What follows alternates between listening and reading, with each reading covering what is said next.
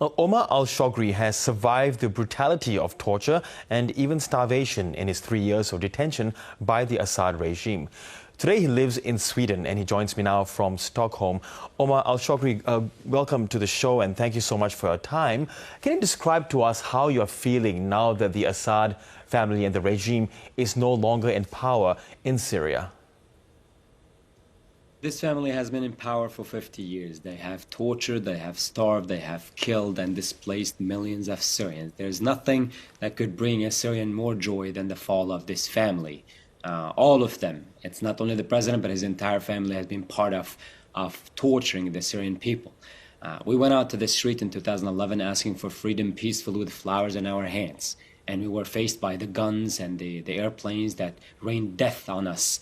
And then we kept being peaceful because we believed the democratic world around the world will come to aid us, but they failed us. The world did nothing. We suffered in silence. We suffered alone. We dreamed alone. We hoped alone. We were killed alone, and nobody did anything about it. So today we celebrate, and we share this celebration with the world to show the world that we care. We care to be part of this world. We care to have freedom and democracy. So I am extremely happy to see those prisoners liberated and going back to their families after some of them 13 years, some of them 43 years of being political prisoners. So it's a very joyous day. Yes, indeed. And you've been described as one of the very few to survive the so-called slaughterhouse of Sednaya prison, until yesterday, that is. Why were you detained? And can you describe to us what you went through? I was 15 years old, and when the first protest broke out in my hometown, I joined not because I understood what it meant to be in a protest or to ask for freedom and democracy. I barely knew what the word democracy meant. But I joined because everyone was there. And even the girl I was in love with, she was in that protest. So I had to join, you know. And then from that protest, I was arrested and then released and arrested again. And last time they arrested me, I was at home with my cousins doing nothing. And they were attacked, arrested, taken to prison, and under torture, they force you to give false confessions. And torture includes things like pulling out your fingernails and hanging you from the ceiling. So you give any false confession they want you to give. And then you say that you killed officers and you have weapons and you spy for Israel and America. And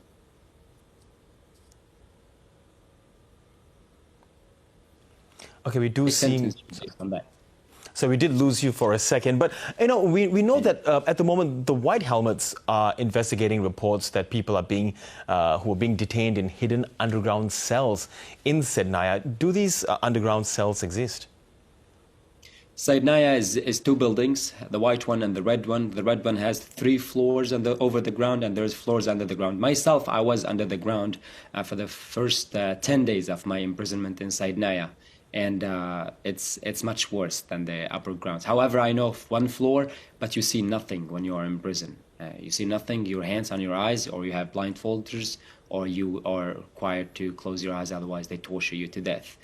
So you can't see as a prison, but definitely there are floors under the ground, and that's what I think people are assuming is the hidden places. They're hearing voices that people are under the ground. That's why we need to call on the international community to send any aid possible to discover, because this probably doesn't apply only to Sednaya prison, but to many prisons in Syria. Prisoners are being kept under the ground in many places, and we need to discover where they are. Yeah, I can't imagine the horror that you and so many others have gone through, especially in a place like Sednaya prison. While you were there, you know, there were, I'm assuming, many other political prisoners. Did you speak to them, and what did you get to know about them? Most of the people in prison are the highly educated people from our country. The doctors, the engineers, the lawyers, the teachers, all of them are put in prison because they know of the corruption of this government. I was a little boy, so I tried to talk to everyone I could. We were not allowed to speak, so even under torture, you were not allowed to scream. Everything, you keep it very quiet, you whisper if the guard doesn't hear.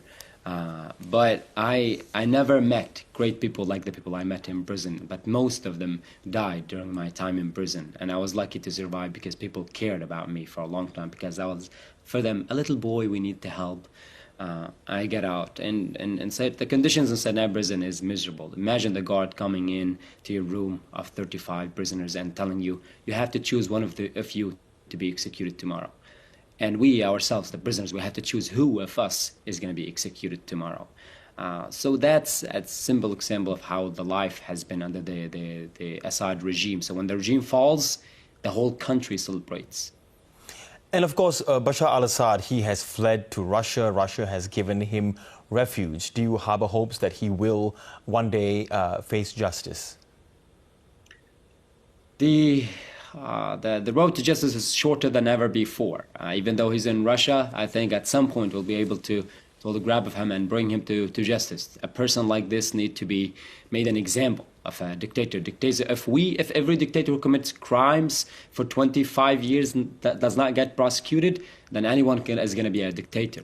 So it's very important that we work hard to make sure both him, his family, and the head of the intelligence services that were responsible for all these tortures and massacres, they need to be prosecuted. We need to put pressure, any pressure possible, to get that done.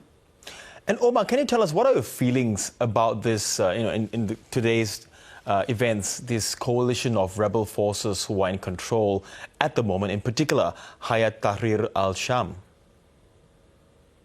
My feeling is that there's nothing more important right now to me than bringing down the Assad regime, and the regime is down.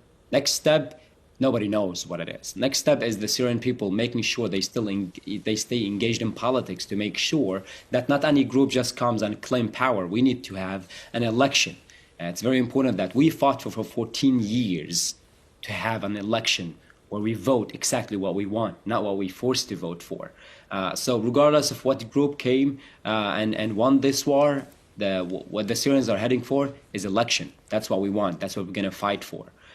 And just to remind the world that the world has kept silent for 14 years, did nothing, let us die in silence. So this group, that the rebel groups, and whether the world consider them extremist or not, they saved the lives of millions while the world did nothing. So technically they done better than 100 democracies combined.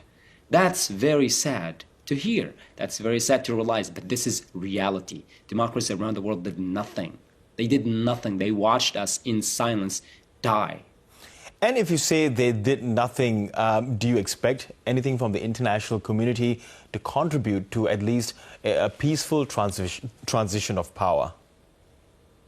The fact that they did nothing doesn't mean that we should stay silent and never remind them and ask them to do something. We always have the hope. Humans are great because we have constant hope. We don't give up.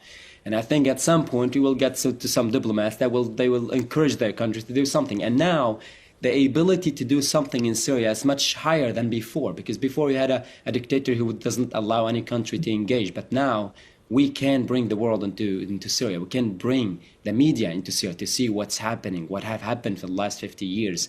It's very important. So today the chances are much higher. So I will engage with the world even if the world doesn't react. I will keep reminding them day and night until we have a free, democratic Syria. Yes, and I just wanted to ask you about, the group itself, HTS. That is a Sunni Muslim group. How would other Syrians from other sects be feeling right now? And I'm speaking about Shiites and Alawites, of which the Assad family belong to. Do they have much to fear at the moment? Let me give you an example from my hometown. My hometown is on the coast. It's called Banyas, and the majority on the coast in Syria is Alawites.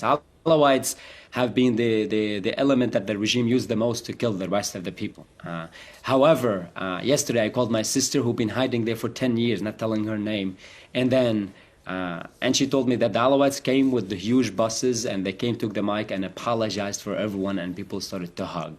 After 14 years of massacres, people are willing to forgive, not because they want to forgive, but because they need to move on. They want to move on, and Syrians won't let anyone take charge unless it's the ones that they choose themselves. So I think there's a lot of potential for Syria, a lot of hope, and as long as the Syrians are working hard to make sure democracy is achieved, we will have it. Yeah, it's a wonderful message of peace there, Omar. And finally, do you foresee yourself returning to Syria one day?